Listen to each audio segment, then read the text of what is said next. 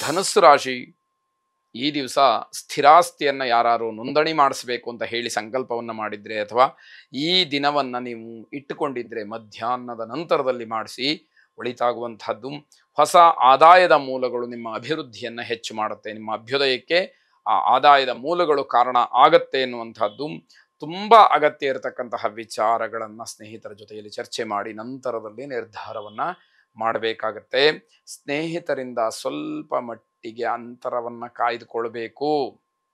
ನಿಮ್ಮ ವಿಚಾರಗಳು ಗೊತ್ತಾದಾಗ ಯಾರೋ ಮನಸ್ಸಿಗೆ ಸಮಾಧಾನ ಆಗದೇ ಇರತಕ್ಕಂಥವ್ರು, ಅಸೂಯ ತತ್ಪರರು ತೊಂದರೆಯನ್ನ ಸಮಸ್ಯೆಯನ್ನ ಮಾಡಬಹುದು ಅನ್ನುವಂಥದ್ದು. ಕೆಲಸದಲ್ಲಿ ನಿಮಗೆ ಸಣ್ಣ ಪುಟ್ಟ ಅಡ್ಡಿ ಆದರೂ ಕೂಡ ಆತಂಕವನ್ನು ಪಡಬೇಡಿ. ಅದರಿಂದ ನಿಮಗೆ ಒಳ್ಳೆಯದಾಗುವಂಥದ್ದಿದ್ದೇ ಇದೆ. ನಿಮ್ಮ ಬಗ್ಗೆ ಒಳ್ಳೆ ಅಭಿಪ್ರಾಯ ಇಲ್ಲದೆ ಇರತಕ್ಕಂಥವ್ರನ್ನ ದ್ವೇಷ ಮಾಡೋದಕ್ಕೆ ಹೋಗಬೇಡಿ. ಯಾರು ನಿಮ್ಮ ಬಗ್ಗೆ ನಿಷ್ಠುರವಾಗಿ ಮಾತಾಡ್ತಾರೋ, ನಿಮ್ಮನ್ನು ದೂಷಣೆ ಮಾಡ್ತಾರೋ ಅವರ ಬಗ್ಗೆ ನಿಮಗೆ ದ್ವೇಷ ಬೇಡ. ನೀವು ಚೆನ್ನಾಗೇ ಇರಿ ಅನ್ನುವಂಥದ್ದು ಅದು ನಿಮಗೆ ಒಳಿತನ್ನು ಮಾಡುವಂಥದ್ದಾಗತ್ತೆ. ಈಶ್ವರನ ಪರಿವಾರ ದೇವತೆಗಳನ್ನು ಪ್ರಾರ್ಥನೆ ಮಾಡಿ. ಈಶ್ವರ, ಪಾರ್ವತಿ, ಗಣಪತಿ, ಸುಬ್ರಹ್ಮಣ್ಯ ಇವರೆಲ್ಲರೂ ಇರತಕ್ಕಂತಹ ಒಂದು ಪರಿವಾರ ದೇವತೆಗಳನ್ನು ಪ್ರಾರ್ಥನೆ ಮಾಡಿ. ಶುಭವಾಗಿ. ಮಕರ ರಾಶಿ ಭೂ ವ್ಯವಹಾರವನ್ನು ಮಾಡ್ತಕ್ಕಂಥವರಿಗೆ ಸಾಯಂಕಾಲದ ಹೊತ್ತಿಗೆ ಸ್ವಲ್ಪ ಮಟ್ಟಿಗೆ ಅನುಕೂಲವಾಗುತ್ತೆ. ಮನೆಯಲ್ಲಿ ಯಾವುದೇ ಕಾರಣಕ್ಕೂ ಜಗಳವನ್ನು ಮಾಡಿಕೊಳ್ಬೇಡಿ. ಮನೆಯವರ ಜೊತೆಯಲ್ಲಿ ಆಗ್ತಕ್ಕಂತಹ ನಿಷ್ಠುರ, ದ್ವೇಷ, ಜಗಳ ಮಾಡ್ತಕ್ಕಂತಹ ಸಮಯ ಇವೆಲ್ಲವೂ ದುಷ್ಪರಿಣಾಮವನ್ನು ಬೀರ್ತಕ್ಕಂಥದ್ದಾಗತ್ತೆ. ಹೊಸ ವ್ಯವಹಾರವನ್ನು ಮಾಡಬೇಕು ಅಂತ ಹೇಳಿ ಮನಸ್ಸಿಗೆ ಬರುವಂಥವರು ನಿಧಾನವಾಗಿ ಆಲೋಚನೆ ಮಾಡಿ ಸೂಕ್ತವಾದಂತಹ ದಿನವನ್ನ ಕೇಳಿ ನೋಡಿ ಅದನ್ನು ಆರಂಭ ಮಾಡಿ.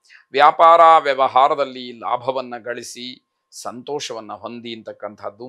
ಬೇರೆಯವರು ಏನೇನೋ ಮಾಡ್ತಾರೆ ಅಂತ ಹೇಳಿ ನೀವು ಆ ಪ್ರಯತ್ನಗಳನ್ನು ಮಾಡಲಿಕ್ಕೆ ಹೋಗಿ ನಿಮ್ಮ ಇರುವಂತಹ ಕೆಲಸಕ್ಕೆ ಅಡ್ಡಿಯನ್ನು ಮಾಡಿಕೊಳ್ಬೇಡಿ. ಯಾವುದೇ ರೀತಿಯ ಕೆಲಸಕ್ಕೆ ಕೈ ಹಾಕಿದರೂ ಕೂಡ ಯಶಸ್ಸು ನಿಮ್ಮದಾಗತ್ತೆ. ಆದರೆ ಸಮಾಜ ನಿಮ್ಮನ್ನು ಗಮನಿಸ್ತಾ ಇರುತ್ತೆ. ಮೇಲೆ ಇರತಕ್ಕಂತಹ ಭಗವಂತ ನಿಮ್ಮನ್ನು ಎಲ್ಲ ಹಂತದಲ್ಲೂ ಕೂಡ ಕಾಯ್ತಾ ಇರ್ತಾನೆ. ಈ ಒಂದು ಎಚ್ಚರಿಕೆಯಿಂದ ನೀವು ನಿಮ್ಮ ಕೆಲಸಗಳನ್ನು ಮಾಡಿದರೆ ಯಶಸ್ಸನ್ನು ಹೊಂತೀರಿ ಅಂತಕ್ಕಂಥದ್ದು ನಿಜ.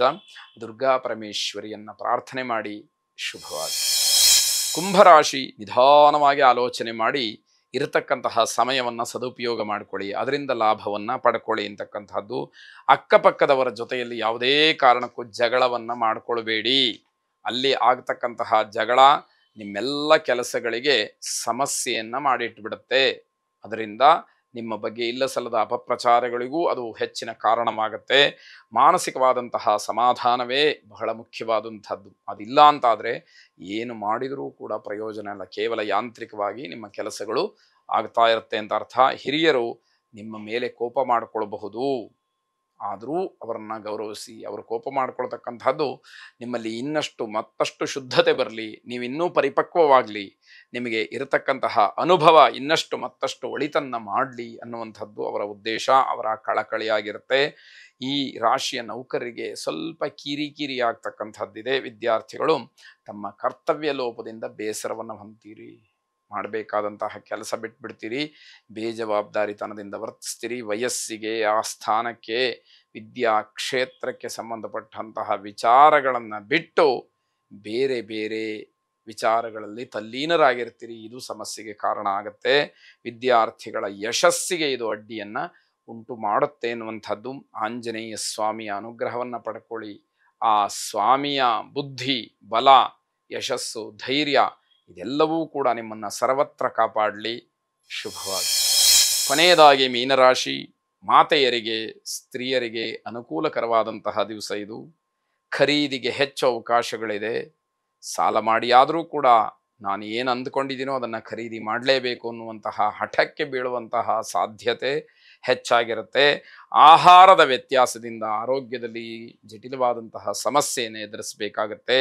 ನಿಮ್ಮ ಮನಸ್ಥೈರ್ಯವನ್ನು ಹೆಚ್ಚು ಮಾಡಿಕೊಳ್ಬೇಕಾದಂಥದ್ದಿದೆ. ಮೋಸ ಹೋಗ್ತಕ್ಕಂತಹ ಸಾಧ್ಯತೆಯೂ ಹೆಚ್ಚಾಗಿದೆ. ಅದರಲ್ಲೂ ವಿಶೇಷವಾಗಿ ಮಾತೆಯರು ಅದನ್ನು ಗಮನಿಸ್ಕೊಳ್ಬೇಕು. ಜನ ನಿಮ್ಮ ದೌರ್ಬಲ್ಯಗಳನ್ನೇ ಅಸ್ತ್ರವನ್ನಾಗಿಟ್ಟುಕೊಂಡು ನಿಮಗೆ ಮೋಸವನ್ನು ಮಾಡ್ತಾರೆ. ಯಾವ ವಿಷಯದಲ್ಲಿ ನೀವು ವೀಕ್ ಆಗಿದ್ದೀರಿ ಅದೇ ಬೇರೆಯವರಿಗೆ ಪ್ರಬಲವಾದಂತಹ ಅಸ್ತ್ರವಾಗಿಬಿಡುತ್ತೆ. ವ್ಯವಹಾರದಲ್ಲಿ ಹೆಚ್ಚಿನ ಲಾಭ ಸಿಕ್ಕುವಂಥದ್ದಕ್ಕೂ ಕೂಡ ಒಂದಷ್ಟು ಅಡ್ಡಿಯಾಗುವಂಥದ್ದು.